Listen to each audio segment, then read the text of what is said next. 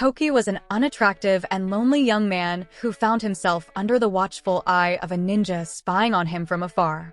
Every day, he was pursued by a mysterious ninja girl named Kasetsu, which only compounded his feelings of isolation. Determined to escape her relentless pursuit, Toki took to parkour. One fateful day, a truck came barreling down the street, seemingly intent on claiming its next ice guy victim. In a dramatic moment of defiance against the truck's threat, Toki performed an audacious backflip over it, a move that was considered a major anime taboo. He managed to escape the truck's reach, but his troubles were far from over. The following morning, Kasetsu resumed her chase, making sure to track Toki wherever he went. When he reached his school locker, he was taken aback to find a love letter inside. The note captivated him, and he spent the rest of the day obsessing over it, wondering about the identity of the sender. His curiosity was soon rewarded when he finally met the girl behind the letter. She introduced herself as Satomi. To Toki's surprise, she claimed to have always known him and admired his daring backflip. Satomi invited him to her house, saying that her parents were away and it would be a good opportunity for them to spend time together. Toki, though apprehensive, accepted the invitation. Once inside her room, he felt increasingly uneasy as Satomi entered with drinks and began to undress. Overwhelmed, Toki was paralyzed with shock. Satomi, sensing his discomfort, tried to initiate intimacy, but Toki, still reeling from the situation, hesitated and let the moment slip away. He decided to continue his life as a passive observer rather than taking control. As he surveyed the room, hoping that Satomi might be joking, he noticed a pair of glowing eyes peering out from under the bed. Terrified, he stumbled backward, only to be met with a vicious slash across his face. In an instant, 3 ninjas stormed into the room, with Satomi joining the fray, attempting to slit his throat. Just then, a smoke bomb exploded, filling the room with thick smoke. Kasetsu appeared through the haze, swiftly rescuing Toki. She kicked the attacking ninjas away and threw him out of the window to safety. Toki landed on an awning below, and a woman named Ria came to his aid. She worked with Toki's mother at the local store and quickly whisked him away in a car. As they sped off, Toki tried to voice his fear and confusion, but Ria told him to stay quiet, hinting at a grim reality. Ria explained that they were heading to a remote location far from the city.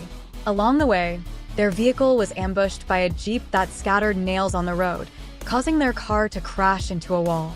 When Toki regained consciousness, Ria instructed him to head back the way they had come. As they continued to face danger from their pursuers, Toki realized he was lost. With the city lights going dark around him, he was left wandering in a terrifying void. His predicament worsened when a police officer appeared behind him. However, before Toki could explain his situation, a ninja emerged from the shadows and slit the officer's throat. Horrified, Toki attempted to retreat, but collided with another ninja who threw him against a wall. Bound and gagged, Toki braced himself for the worst, ready to give up. That's when Takasada appeared, smoking a cigarette and casually discussing the situation with the now-dead policeman. To Toki's shock, the policeman, who seemed lifeless, quickly got up, revealing his true identity as one of them. With the street lights flickering back on, Takasada swiftly teleported next to Toki. The ninjas, initially retreating in fear, began to advance again as Takasada transformed into a formidable ninja. After hours of intense combat, Takasada finally woke Toki, who was bewildered about their location. Takasada revealed that they were at the family home, a place Toki had not seen in a while. Inside the house, Toki witnessed a surprising sight. Everyone was bowing as his mother entered the room. He was struck by shock upon seeing her and instinctively called her mother, but she insisted he address her as chief. Her cold demeanor and authoritative presence made Toki feel uneasy. She then explained that they were part of the IGA Village Ninja Clan, which had lived in peace for decades while using their store as a front for their clandestine activities. However, the powerful Kuga clan was now attempting to destroy their village and eliminate him, as he was the next in line to lead. His mother's words were stark and sobering. She urged him to become a ninja and fight for the survival of their village. Despite her plea, Itoki was hesitant and struggled to accept this new reality. Takasada, noticing his reluctance, dragged him outside and presented him with a stark choice: either become a ninja or face death at the hands of the Koga clan. Overwhelmed by the gravity of the situation, Itoki felt trapped and conflicted. Takasada even suggested sending him to a distant country until a new successor was chosen, but Itoki, terrified of being separated from his mother, broke down in tears and reluctantly agreed to become the next clan leader. Meanwhile, in a secluded cabin, Satomi and her mysterious associate discovered that Itoki had been taken to the IGA village. They decided to bide their time and wait for the next opportunity to eliminate him. The following morning, Itoki awoke to find Ria waiting outside his room. Relieved to see that he was safe, he followed her as she explained that he would be sent to a ninja academy. Later, Ria showed him a video of the school he was to attend, but Itoki was surprised to see that it looked like an ordinary school. Ria informed him that his entrance exam was only days away, which left him in shock. As the exam approached, Itoki returned home and, during dinner with his mother, inquired about his father's death, the former clan leader. Yumika chose not to delve into the past and advised him to focus on the present. On the morning of the exam, Takasada and Kasetsu arrived to take him to the venue. Itoki, feeling unprepared, contemplated practicing some fire-breathing techniques. Takasada mockingly referred to his cigarette as a fire technique, and Kasetsu clarified that such techniques didn't exist, though Itoki suspected she was trying to deceive him. They arrived at a mall for the exam, which initially appeared to be an ordinary store. Kasetsu provided a secret code to the attendant, who then guided them to a hidden passage.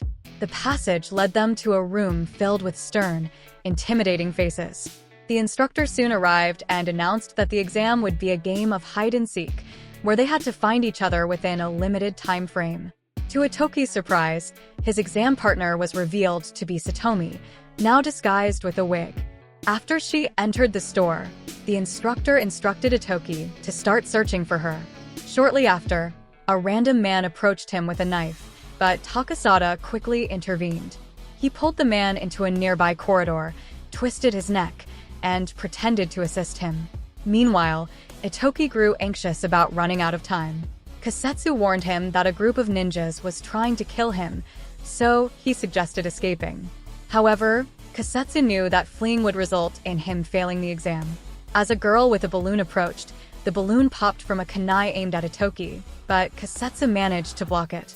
Satomi took the opportunity to smile and became invisible, vanishing as Kasetsu searched for her.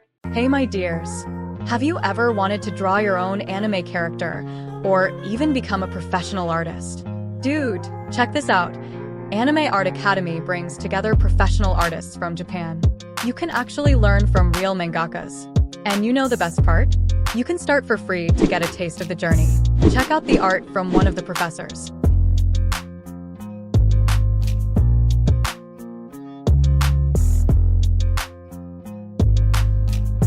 Hot, right? The link is in the description, okay? Kasetsu instructed Itoki to stay alert and began her pursuit. After a minute, she found a hidden passage where Satomi was waiting. Kasetsu transformed into a ninja, skillfully dodged Satomi's attacks, struck her ribs with a knee, and kicked her away. Kasetsu continued through a new passage in search of Satomi, but Satomi reappeared and lunged at her with a knife. At that moment, two other ninjas emerged, trapping Kasetsu and allowing Satomi to escape. Meanwhile, Itoki, terrified, prepared for what was next. When Satomi started charging toward him, Itoki sprayed the area and set off the fire alarm, causing a chaotic rush of people to evacuate. As it started to rain, Satomi became visible again. However, as she drew her knife and moved into attack, Kasetsu kicked her back. Instantly, two agents apprehended Satomi and began taking her away. Itoki contemplated touching her to pass the test, but another agent informed him that the exam was over. A few hours later, Takasada told Itoki that he had failed the exam and would need to lay low until the following year. However, shortly after, Takasada received a call and informed Itoki that he had been accepted into the school, leaving him in disbelief. Weeks later, As Itoki prepared to start school, he pondered whether he would ever return home. Arriving at a train station, Takasada waved him goodbye. The train arrived, and as Itoki traveled, he marveled at the scenic views outside. When they reached the school, Itoki met a beautiful girl named Ryoko. After some time, she began to distance herself with her friends. Itoki waved to say goodbye, but Kasetsu kicked him from behind, urging him to keep moving. Shortly after arriving at the school, Itoki noticed Kasetsu had disappeared. As he called out for her, a group of students bumped into him, almost knocking out a tooth. A girl hurried over to help him, pretending to be familiar, and pulled him away from the group. She mistook him for a new student and advised him to avoid those boys. Introducing herself as Kairi, she asked if they could be friends. They shook hands, and after a few minutes, Kairi found Itoki in the classroom. He decided to introduce her to Kasetsu. While trying to get their meal tickets, Kairi led Itoki to a ninja meal, which turned out to be a small portion of food. Itoki glanced around the cafeteria and saw the boys he had encountered earlier. Kairi informed him that they were from the Kuga clan, the same clan that had been targeting him. Suddenly, one of the boys, named Himura, stood up and asked if Itoki had come to fight. As Himura continued to shout, Kairi quickly moved away. Another boy, Suzaku, told Himura to be quiet. Suzaku was the only son of the Kuga clan's most powerful member. He claimed that Itoki's family had murdered his leader, and he was now seeking revenge. That night, Itoki, Kasetsu, and Kairi arrived at the dormitory. As they entered, Kairi advised Itoki to stay away from Suzaku as much as possible. Later, in his room, Kasetsu came in to assure him that she would always protect him, even if it made him uncomfortable. The next morning, an instructor announced that the students would be learning to use ninja suits and cores. Since Itoki had never encountered these before, he watched Kasetsu activate her suit before attempting to activate his own. When the instructor instructed them to cross the island in search of a prize, the students rushed off, leaping from the mountain. However, Itoki found himself unable to move properly in his suit. Kasetsu decided to leave him behind and ran ahead. Fortunately, Ryoko found him and began manipulating his suit until he could move again. She explained that his suit was too tight, and with her help, he managed to start running, though he soon collapsed. Meanwhile, Kasetsu and Suzaku were climbing onto a rooftop. Suzaku charged at Kasetsu with a flying kick. She blocked the attack but began to fall, only to catch herself on the wall. Suzaku claimed his prize, while Kasetsu managed to secure hers as well. Itoki and Ryoko were crossing a bridge when they saw Suzaku charging toward Itoki with the intent to attack. As Suzaku leapt at Itoki with a powerful strike, Kasetsu intervened with a punch, forcing Suzaku to retreat. After crossing the bridge, Itoki found a broken core and realized it belonged to Kairi, who had already been injured and had her prize stolen. Determined to help her, Itoki confronted a group of bullies who had cornered another student. He demanded that they return Kairi's prize. When it became clear they wouldn't comply, he charged at their leader, but the leader dodged, sending Itoki crashing into a wall. The leader then pummeled Itoki and nearly destroyed his core, but Itoki managed to roll away. He charged again, but the leader grabbed his hair and threw him aside. Ready to crush Itoki's head, the leader was interrupted by the master, who told them to continue their task. Shortly after, Itoki retrieved the prize and returned it to Kairi, having managed to steal it back before being thrown out. They helped Kairi to the bridge and encountered Ryoko returning. Itoki asked Kairi for help and rushed to complete his task, only to find the master eating the remaining prizes. The next day, when Itoki went to get his meal card, a group of bullies threatened him. Kasetsu stood by his side, offering support. As they tried to eat, Kairi and Ryoko joined them at the table. A week later, during class, the instructor announced a test to assess their ninja skills, but Itoki was unfamiliar with the details. After class, he asked Ryoko to teach him how to use weapons, assuming he would need to defend himself. Kairi then entered and informed him that the test involved breaking into the teacher's office and stealing the answers from her safe. That afternoon, while Ryoko demonstrated a ninja device to Itoki, she shared her dream of remaining a ninja forever, despite her father's wish for her to become a devoted wife after leaving school. This made her sad, and she considered never returning home. Later that night in Itoki's room, he wondered why he had been chosen as the next leader of his clan, feeling unworthy of the position. Kasetsu explained that the clan's priority was simply passing on the leadership to the next in line, regardless of their capability. The following day, as Itoki and his friends planned their break-in, two boys approached them, having seen Itoki stand up to the bullies. They believed he was the ideal candidate for their group, so Itoki agreed to let them join. That night at school, Itoki and his friends sneaked through the corridors toward the teacher's office. Ryoko gave him a drone to scout the area. As he launched it, the drone flew into the office and recorded images of the safe and its keys. However, on its return, the drone collided with the window, alerting the teacher. The students began leaping out of the window, but Itoki's grappling hook malfunctioned, causing him to fall. He was caught midair and pulled back up before the teacher could see him. As the teacher chased Kairi, she threw a smoke bomb and ran away in panic. Inside the office, Itoki and Ryoko discovered that the safe's key was missing. Soon after, a group of bullies began attacking Itoki's friend, prompting Kasetsu to rush in and save him. Fearing capture by the teacher, Ryoko decided to break into the safe and managed to steal the answers. However, the next day, during class, as they prepared for the test, they found that the answers were completely false, leaving them in a difficult situation. After the test, Himura and his gang laughed at them, revealing they had swapped the answers in the safe before the students arrived. The next day, Itoki and his friends were assigned to clean the school as punishment for failing the test. However, Kasetsu suddenly pulled Itoki aside and revealed that there was a spy among them who was collaborating with Suzaku and his allies. This spy had swapped the answers in the safe to deceive them.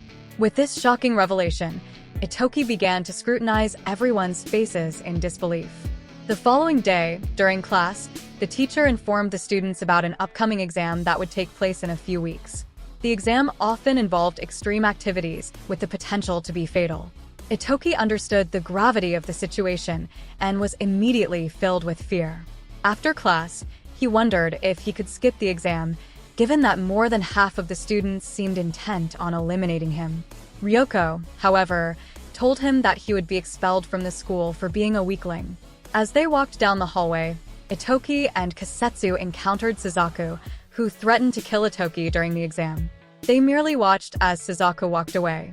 That night in the dormitory, when his friends began devising a plan for the exam, Itoki said he was going to bed, believing that with a spy among them, their plans would be futile. As Itoki and Kasetsu started to leave, Kairi ran up to Itoki and gave him a special mask that would change his appearance whenever he wanted. She insisted that he would need it for the exam and pushed it into his hand, even after he initially refused. Once Itoki and Kasetsu reached his room, Kairi declared that she would eliminate Suzaku during the exam, but Itoki was concerned for her safety. Despite his concerns, she was determined to fulfill her duty as his protector. He quickly left the room. Later that night, while walking down the street, Itoki encountered the master, who invited him for tea. They drank tea on a rooftop, where the master talked about Itoki's father, whom he had known years ago, and noted that Itoki resembled him. Itoki, however, was not in the mood for conversation and thanked the master before leaving. The next day, while searching for Kasetsu, Itoki was surprised when she jumped down from a tree and told him to steal the core from her suit. When he lunged at her, she dodged, but he lunged again and was thrown to the ground. Kasetsu doubted his skills and challenged him to steal her core, suggesting he was too weak to succeed. Following her instructions, Itoki began running. After the training session, Kasetsu showed Itoki a map, outlining her plans for the exam and drawing a circle around a specific area. After she finished, she crumpled the paper and threw it away, only to retrieve it again. When the exam day arrived, the students waited in abandoned buildings until a loud sound marked the start of the exam. Kasetsu took off running, and soon a group of Kuga clan ninjas arrived searching for Itoki. They kicked down the door, but were hit by a powerful gas as they entered and began to pass out. Itoki and Kasetsu had set up the trap and were pleased to see their plan working. With only one survivor left, Itoki confronted him and realized that he was the spy who had led them there using the discarded map. However, the spy began to apologize, and Itoki, feeling pity, was unsure how to react. Moments later, Himura arrived searching for Itoki, but the spy tried to attack Himura stealthily. When the spy lunged for Himura's hand, he missed and was thrown to the ground, nearly being stabbed. As he got up, his mask cracked, revealing Itoki disguised as the spy. Himura then smiled and removed his own mask, revealing that he was Suzaku all along. Meanwhile, Kasetsu found Suzaku alone, but he started removing his mask too, revealing that he was actually Himura. It seemed they had swapped identities to keep Kasetsu away from Suzaku. Ninjas from the Kuga clan attacked Kasetsu, but she managed to kick and block their attacks before activating her core to defeat them. Realizing they couldn't win against her, Himura detonated a bomb, taking out everyone at once. As Itoki fled from Suzaku, he was kicked to the ground and thrown backward. When Itoki threw a kunai at Suzaku caught it and hit Itoki's leg, injuring him. Suzaku then lifted Itoki and punched him in the face, but Itoki managed to start running again. Suzaku pursued him, driven by a thirst for revenge, and nearly stabbed him as Itoki fell among the trees, but continued to run. Shortly after, he was thrown to the ground again, and a kunai was hurled into his back. The crazed Suzaku then pulled out his knife and tried to stab Itoki, but missed as Itoki rolled away, determined to survive. He reasoned that dying would only intensify the desire for revenge, so he kept running. Meanwhile, Suzaku was convinced that killing Itoki would bring him a strange sense of peace and that his blood would make a good stew. He continued to chase Itoki. Breathless, terrified, and exhausted, Itoki ran, but when Suzaku leaped at him, Itoki created a smoke screen and vanished. Shurikens flew toward him, but he blocked them all. Taking advantage of Suzaku's distraction, Itoki quickly cut the core from Suzaku's suit. With his suit powerless, Suzaku realized it was too late to fight back, but Itoki had no intention of killing him.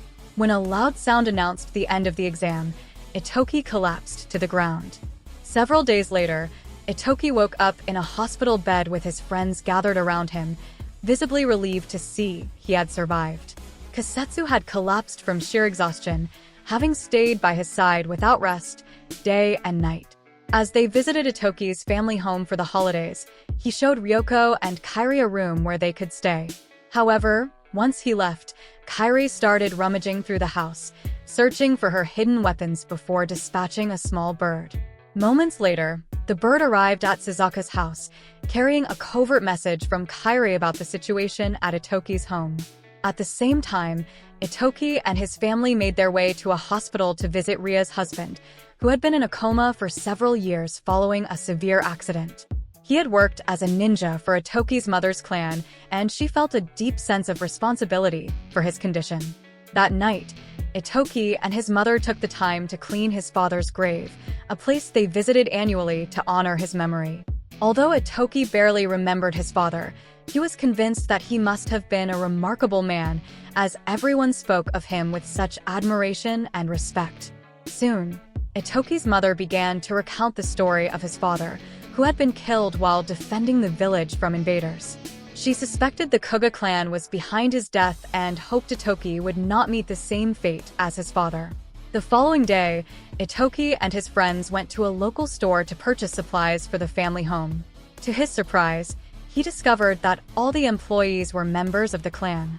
Later, at the river where they had hoped to catch some fish, Itoki was taken aback by the girls in their stunning outfits and found himself stammering.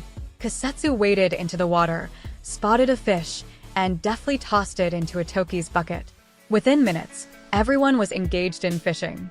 While they were fishing, Kairi began to share details about her clan with Itoki. She explained that they were considered insignificant by other clans due to their dwindling numbers and lack of a dedicated village. Noticing Kairi's growing sadness, Itoki encouraged her to take pride in herself, reminding her that he was far from being as skilled as she was. Soon, everyone returned to the family house with their buckets full of fish, and as they prepared for a feast, Takasada appeared behind Itoki. He had been away for a while and was thrilled to be back home. Since it was Itoki's first time at the feast, Takasada took the opportunity to recount the history of their clan. After Itoki's father died, his mother made the challenging decision to become the new leader of the clan. Her decision was crucial in preventing the village from falling apart, and now everyone held her in high regard, willing to fight and die for her. Takasada hoped that Itoki would learn from her leadership and eventually take on responsibilities of his own, possibly starting a family with Kasetsu. That night, as they enjoyed the feast, Takasada, who had consumed a bit too much alcohol, started singing. Kasetsu, unable to tolerate the noise, hit him on the head to put him to sleep. Itoki and Yumika decided to leave the room for a private discussion, and Kairi, curious, decided to eavesdrop. She was stopped by a man who began to speak about Itoki, saying he considered her to be the greatest saint in the world after Pope Francis. His words made her feel a deep sense of remorse for her past sins. In the room, Yumika revealed to Itoki all the secrets of their clan and explained why they were considered the most powerful ninja clan in the world. She asked if he was ready to become the greatest ninja ever, and he affirmed his readiness. A week later, Kozo burst in with alarming news. The academy was closed because many students had mysteriously disappeared. Later, they learned about a rare committee meeting that happened only once every few decades to decide the fate of each clan. The next day, Yumika left for the meeting, promising to return once it was over. At the meeting, Yumika, Takasada, and Kozo joined other clan leaders. When Hayato, a police officer from the committee, started the proceedings, they quickly realized that several clan leaders were missing. These were clans that had supported Yumika and her village. Yumika began to worry about their absence and suspected the Kuga clan was behind their disappearance. Hayato revealed that the Kuga clan was trying to start a war by destroying all the ninja clans and seizing their resources. As committee meetings were meant to address such chaos, Hayato decided to arrest the leader of the Kuga clan. While other clans supported the arrest, Genji, another police officer, suddenly entered the room. He accused Yumika of eliminating the deceased Kuga clan leader, presenting a video of the murder and claiming that a member of her clan was responsible. Genji demanded Yumika's immediate arrest. Takasada stepped forward to confront Genji, ready to kill him on the spot. However, Yumika intervened and decided to follow Genji. That night, upon learning about his mother's arrest, Itoki felt it was best for him to step into her role. The next day, with all the villagers gathered, Itoki declared himself the new leader. The following day, while awaiting news about Yumika, Takasada arrived and called Itoki and Kasetsu for a private meeting. Hayato had been killed, and Genji, who had arrested Yumika and worked for the Kuga clan, was threatening to destroy her as the Kuga clan sought to uncover her secrets. In a subsequent meeting that day, the villagers debated rescuing Yumika before her execution, though some feared provoking the committee. Takasada believed the committee was aligned with the Kuga clan and offered to kill them all while they slept, but others were afraid of starting a war. Suddenly, all eyes turned to Itoki, waiting for his decision. As he stood there, looking lost and confused, Kasetsu, frustrated by his indecisiveness, attacked him with a knife, thinking it would be better for everyone if she eliminated him since he seemed useless. Since Yumika had adopted and raised Kasetsu as her own daughter, she had become her only family. Kasetsu was determined to save Yumika and was prepared to make the difficult decision herself if Itoki was too weak to act. However, Itoki resolved to take charge. When Kasetsu released him, he began to cough and quickly agreed to rescue Yumika, even though it meant going to war with the committee. Meanwhile, at the Kuga clan's base, Suzaku arrived at the Kuga clan leader's office, having been informed by Kairi about the plans to rescue Yumika. He saw this as the perfect opportunity to annihilate everyone in the village, as Kasetsu and Takasada were away. Suzaku swiftly declared his intention to lead the attack. Back at Itoki's house, Kairi informed him about the city's news of an impending attack causing widespread panic, though its full implications were not yet clear. Kozo then burst in, revealing that the Kuga clan was coming to eliminate everyone in the village, and the news in the city was just a precursor to the imminent assault. Soon after, Riha revealed a hidden door in the room that would keep them temporarily safe. With Kasetsu out of the picture, Itoki found himself in a perilous situation. Meanwhile, Kasetsu and Takasada arrived at the prison to rescue Yumika. They pretended to be lost, then Kasetsu swiftly neutralized the guards with precision. They quickly changed into their ninja outfits and sprinted through the prison corridors. Kasetsu smashed a window to create an escape route and threw a smoke bomb to obscure the guards' vision.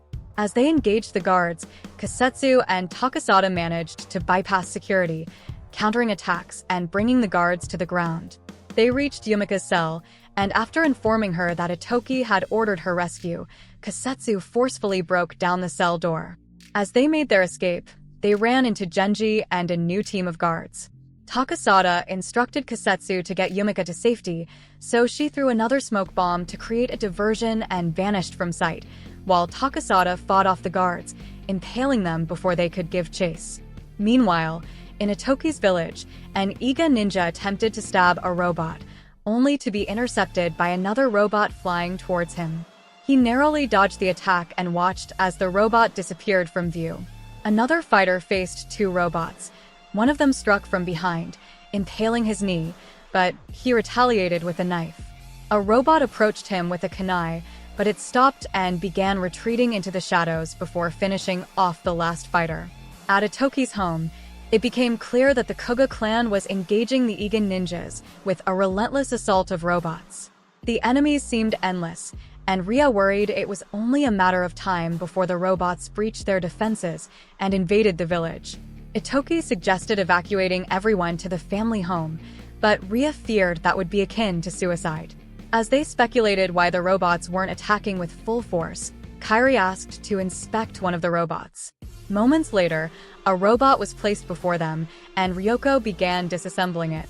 She discovered that the robots had low batteries and could only operate for about 30 minutes. Realizing that destroying the chargers was their only hope for victory, Itoki decided to take the risk. With Ria providing the locations of the chargers, Itoki resolved to act. Ryoko chose to accompany him, given that her father had designed the robots. However, Kairi chose to stay behind, claiming she needed to act as a spy for Suzaku. Meanwhile, in the prison, Takasada had eliminated all the guards and was on the verge of killing Genji when a new committee team arrived, led by a new officer named Sherwon. She had previously worked with Hayato before his death and had discovered that Genji was responsible for it. Sherwon ordered her team to arrest Genji, but as two of her men approached, Genji grabbed their hands in midair, refusing to be captured. Takasada, however, subdued him from behind and knocked him out before retreating. At the same time, Kasetsu and Yumika reached a mountain and discovered the village was under attack by the Kuga clan. Kasetsu initially thought it best to keep their distance, but Yumika insisted on fighting to defend the village. Back in the village, Itoki and Ryoko located the chargers. Itoki suggested detonating them immediately, while most Kuga forces were absent. He believed this was their only chance to destroy the enemy. Ryoko provided him with bombs that she had made, which were guaranteed to cause significant destruction. They considered how to plant the bombs on the chargers without being detected. Ryoko then showed Itoki a bomb that would disable the robots for a few seconds. When they were ready, Itoki darted out from the bushes towards the machines, and Ryoko threw the disabling bomb, causing the robots to freeze momentarily. Soon after, Itoki was tackled by Suzaku, who wanted to finish him off just as he had during the exam. Reacting quickly, Itoki threw a disc into the air and Ryoko tackled Suzaku as he tried to pursue again, allowing Itoki to try and place the bomb on the charger. However, the robots reactivated and captured both Itoki and Ryoko. One of the machines grabbed his bomb and started heading toward the charger, but Himura chased after it and found the bomb already in position. Seizing the chance, Itoki redirected the disc at the bomb, triggering an explosion that obliterated everything in the vicinity. Moments later, Ryoko helped Itoki to his feet, and as they attempted to escape, they discovered the fallen figure on the ground. When the mask broke, they realized it was Kairi. She had been pretending to be a robot and had helped place the bomb on the charger as a way to make amends for her betrayal. With the robots beginning to reactivate, Itoki carried Kairi in his arms and ran. Back at Itoki's house, Yumika and Kasetsu arrived, relieved to find everyone safe. Suddenly, Kasetsu began to convulse and scream as though in intense pain. She then held a kunai to Yumika's throat, threatening to kill her and demanding to know where the secret core was hidden. She dragged Yumika into a room, pushing her to the floor, her eyes glowing with an eerie light as if possessed by some malevolent spirit. She pointed her kunai at Yumika, who bravely stood her ground, taking a cut to her face. However, Yumika pushed the kunai aside and removed Kasetsu's mask, realizing that Kasetsu was biting her lip hard, struggling to regain control of her mind. Yumika sensed something deeply troubling was happening, but others believed Kasetsu was merely another Kuga spy and traitor. As Yumika held Kasetsu close, the latter began to scream again, fighting desperately to regain control and calling out for her mother. Suddenly, Kasetsu collapsed, and Yumika rushed to her side. In a tragic turn, Kasetsu fatally stabbed Yumika with the kunai. Itoki and his friends arrived on the scene, and as Itoki frantically searched for his mother, he found her lying on the floor, but it was too late to save her. Kozo quickly tackled Kasetsu, demanding to know why she had killed Yumika. Kasetsu was unable to answer, disoriented and unaware of what had transpired. Soon, Takasada entered, shocked to find Yumika dead, and as he watched Itoki cry over his mother, he thought his worst fear had come true. The next day, Ria told Itoki that he must take full responsibility of being the clan leader, with Yumika dead. The village was awaiting his decision regarding the war with the Kuga clan. However, Itoki could only remember how his mother had died, how the villagers tried to save her, and how her frustration led him to yell at Takasada. That night, with everyone gathered, Itoki put his thumb on the contract and became the true leader of the clan. However, he was not happy, and as the villagers began to demand retaliation against the Kuga clan, he just stared at them blankly. A villager thought that Kasetsu was the world's greatest traitor for killing Yumika and deserved to have her head cut off like a fish, but Itoki was terrified at the mere thought of it. She had been protective of him for several years and had saved him from trouble more times than he could remember. Soon, the villagers began to suggest an all-out war against the Kuga clan and annihilate them like a sack of, but Itoki was afraid to decide, so he asked for another meeting after his mother's burial. A few days later, Ryoko and Kairi told him they were heading home, but at the thought of not seeing them again, Itoki knew he would be very lonely. The next day, as they were leaving, Ryoko told him to protect Kasetsu as she was convinced that some strange experiment had taken place in his mind. However, Itoki wasn't sure if he could save her from her fate. As they left, Takasada summoned Itoki and took him to a separate house, where he found Kasetsu tied up. Takasada told him that she had been trying to annihilate herself ever since she regained control of her mind. She described hearing a horrible noise in her head that made her lose control, but she had thought it was a dream. As she cried, she begged Itoki to end her life, but Takasada intervened, insisting that Kasetsu was important to them. Takasada then revealed that Kasetsu's father was the leader of the Kuga clan and that she had been hypnotized as a child before being abandoned. The Kuga leader had intended to use her to spy on IGA village by having Yumika adopt her and had waited years before killing Yumika. Kasetsu wondered why she hadn't been expelled years earlier, and Takasada explained that Yumika had loved her as her own daughter. Overcome with guilt, Kasetsu cried, blaming herself for Yumika's death. Takasada speculated that someone else might have entered the room and killed Yumika. As Kasetsu continued to weep, Itoki held her tightly. A few days later, during Yumika's funeral, Itoki was alone, gazing at her photograph. Suddenly, Suzaku appeared behind him and walked towards her shrine. As Suzaku paid his respects, he questioned whether Itoki truly understood his pain. When Suzaku called Itoki a coward as he prepared to leave, Itoki responded by punching him in the face. Suzaku, however, fought back and the two crashed through a window. Itoki wondered why Suzaku was so obsessed with revenge, especially since he himself did not seek vengeance for his mother's death. Suzaku, fixated on seeing the village reduced to dust, pushed Itoki away and declared that his bitter soul was beyond redemption. The next day, the villagers informed Itoki of a letter from the Kuga clan demanding their secret core. The Kuga clan insisted that Itoki meet their demands or face war. Reluctant, Itoki asked for more time to make his decision. That night, Itoki returned to his mother's shrine, troubled and uncertain if he was the right person to lead. He was torn between the choice of protecting the village or leading them into war.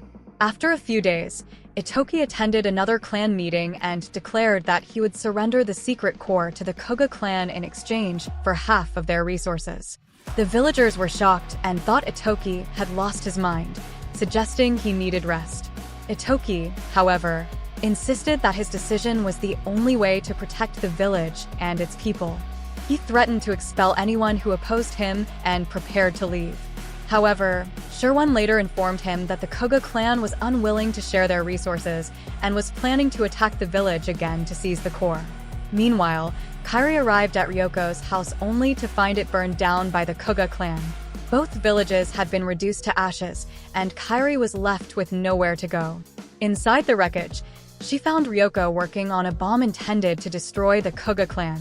Kairi initially thought it might be better to settle down and find a husband, but she soon began to cry, mourning as the last survivor of her village, with nothing left to lose. Kairi then confessed to Ryoko that she had been a spy for the Kuga clan and had assisted in the attack on Iga village. Overcome with remorse, Kairi felt like the greatest sinner and wept bitterly. Moved by Kairi's confession, Ryoko decided to offer her comfort and embrace her. In Itoki's village, tensions reached a boiling point as the clan demanded his resignation, derisively labeling him as a mere child incapable of even managing the simplest tasks, like wiping his own nose. Despite the scathing criticism, Itoki remained steadfast in his resolve to assert his authority as the alpha male, claiming his position as his rightful inheritance. That night, the clan gathered outside, prepared to forcibly abduct and expel Itoki. As they awaited orders from Kozo, Ria hurried towards Itoki's room, only to discover it empty. Upon finding a note on his desk, Kozo entered the room and immediately suspected that Ria had not only murdered Yumika but also intended to eliminate Itoki. Confronting her, Kozo was attacked by Ria, but he managed to fend off her assault and slap her across the face.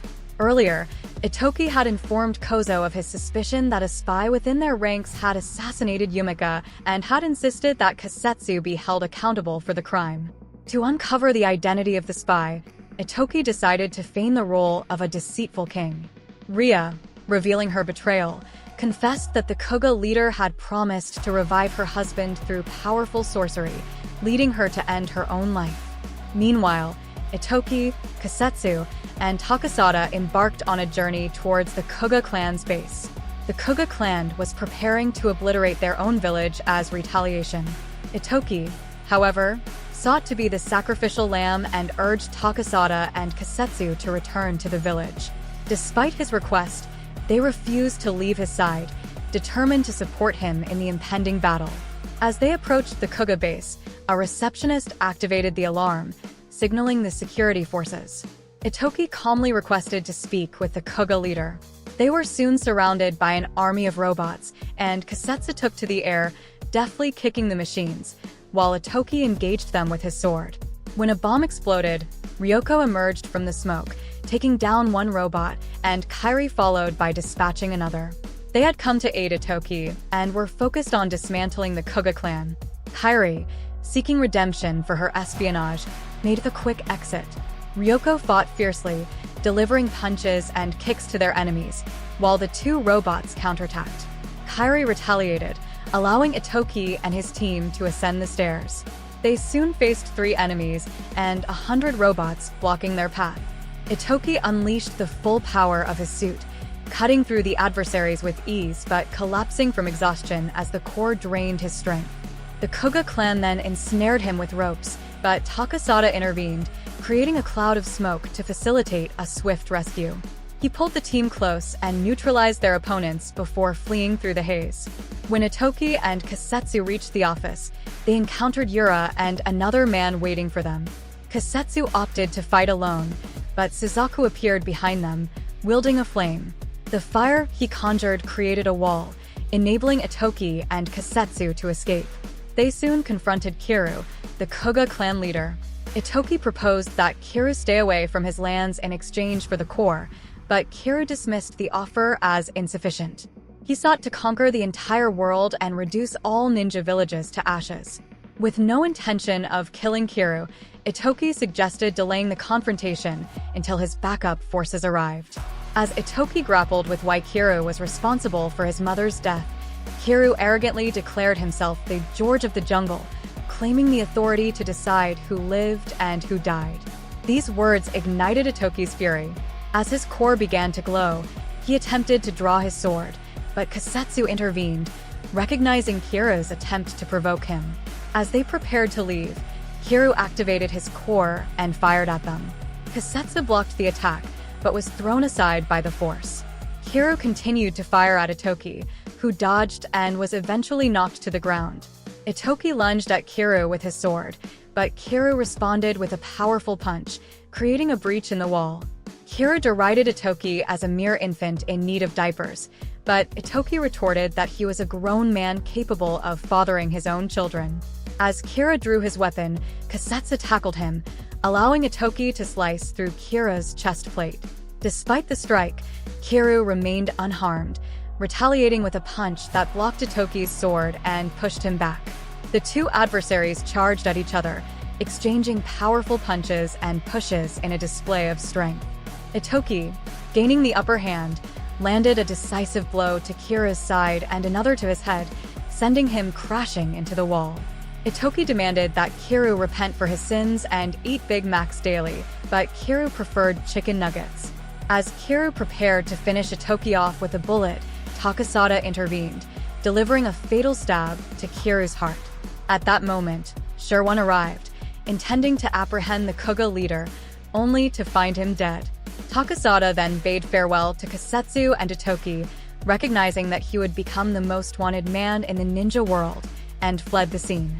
In the aftermath, Itoki and Kasetsu began their journey back to the village, reflecting on what the future might hold for them and wondering if they would finally be able to be together. Click the like button and subscribe for more. See you next time, my dear legends.